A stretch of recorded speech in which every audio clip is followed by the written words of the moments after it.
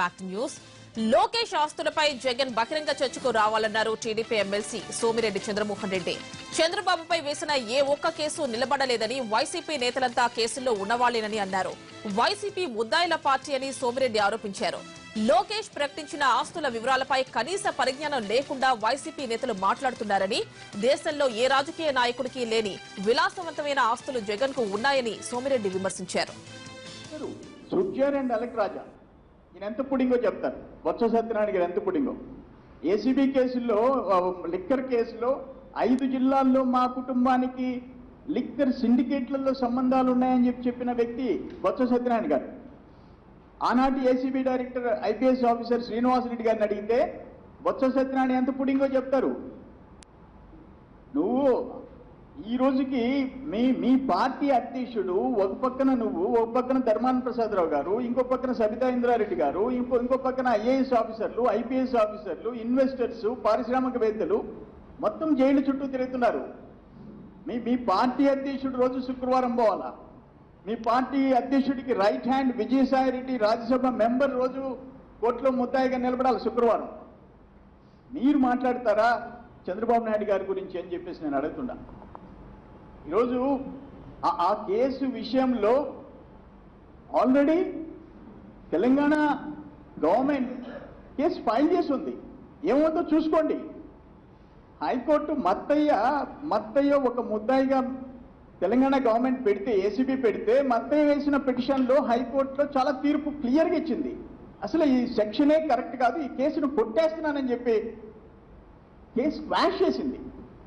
ఇవన్నీ పెట్టుకుని మీకు ఏదో ఒక విధంగా చంద్రబాబు నాయుడు గారు మీ నాయకుడు ముద్దాయి కాబట్టి, మీ నాయకుడు 12 కేసుల్లో ముద్దాయిలు కాబట్టి చంద్రబాబు నాయుడు గారిని కూడా ముద్దాయిగా చేయాలా? మీ కోరికది, మీ కోరిక నెరవేరదు. ఇది అసంభవం అని చెప్తున్నా నేను. చంద్రబాబు నాయుడు గారు ఏపీ స్థానికత కలిగిన విద్యుత్ ఉద్యోగులు చేస్తున్న రిలే నిరాహార దీక్షలు నెల రోజులు దాటాయి. తాము ప్రమోషన్లు కోల్పోతున్నామని, తమ పిల్లల విద్యా ఉద్యోగావకాశాల్లో స్థానికత సమస్యగా మారుతోందని వారు ఆందోళన చెందుతున్నారు. 2 రాష్ట్రాల ప్రభుత్వాలు సమస్యను పరిష్కరించి తమకు న్యాయం చేయాలని ఉద్యోగులు కోరుతున్నారు.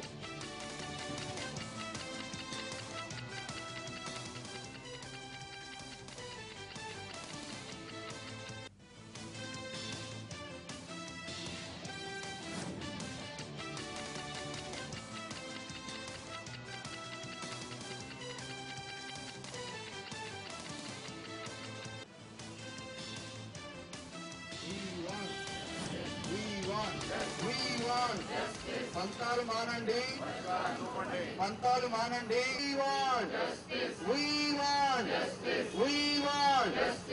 మా పిల్లలు ఇప్పుడు ఆంధ్ర వాళ్ళు చెప్తున్నారు ఏప్రిల్ 2017 లోపల వస్తేనే మీకు ఇక్కడ స్థానికత అంటున్నారు. మరి ఇంతవరకు మా సమస్య అయితే ఇంతవరకు సాల్వ్ కాలేదు. మరి మా పిల్లల్ని ఎక్కడ మేము ఉద్యోగం చేర్చుకోవాలండి? మాకు ఎటో ఒక దగ్గర, ఎటో ఒక దగ్గర తీసుకోమని అడుగుతున్నాం అంతేగాని మేము పలానా చోటుకు వస్తాం, పలానా చోటనే చేస్తామని మేము అడగట్లేదు. మమ్మల్ని అంత అబ్రప్ట్గా మమ్మల్ని రిలీవ్ చేస్తున్నారు అంటే దాదాపు 2 సంవత్సరాల నుంచి మా మనోవేదనను ఎవ్వరూ కానీ గుర్తించడం లేదండి. ఏంటి, ఎందుకు అంత పోస్ట్పోన్ చేసి మా సమస్య ఏముంది చెప్పండి? చిన్న 1 గంటలో అయిపోయేదానికి చిన్న సమస్య గురించి వీళ్ళు ఇంత పెద్దగా మమ్మల్ని బాధ పెట్టడం అనేది చాలా మేము అసలు ఓర్చుకోలేమంట. ఎండలు పెరిగి ఉక్కపోతతో అల్లాడుతోన్న విశాఖ వాసులను వర్షం పలకరించింది. ఉదయం వేళ కురిసిన వర్షంతో నగర వాసులకు ఊరట లభించింది. విశాఖ నగరంలోని పలు ప్రాంతాల్లో మోస్తరు వర్షం కురిసింది. దీంతో ఉదయం వేళ పనులకు వెళ్లేవారు ఇబ్బందులు పడ్డారు. అయితే ఎండలు పెరుగుతున్న వేళ వర్షం పడడంతో ఒక్కసారిగా వాతావరణంలో మార్పు వచ్చింది. వేడిమి తగ్గి వాతావరణం చల్లబడ్డంతో నగర వాసులు సేదదీరారు. జమ్మూ కాశ్మీర్, హిమాచల్ ప్రదేశ్ లలో భారీగా మంచు వర్షం కురిసింది. జమ్మూలోని గుల్మార్గ్, పతల్గామ్, కాట్రాలలో మంచు దుప్పటి కప్పుకుంది. రోడ్లన్నీ మంచులో మునిగిపోయాయి. జమ్మూ శ్రీనగర్ హైవేపై భారీగా మంచు పేరుకుపోవడంతో వాహన రాకపోకలకు ఇబ్బంది ఏర్పడింది.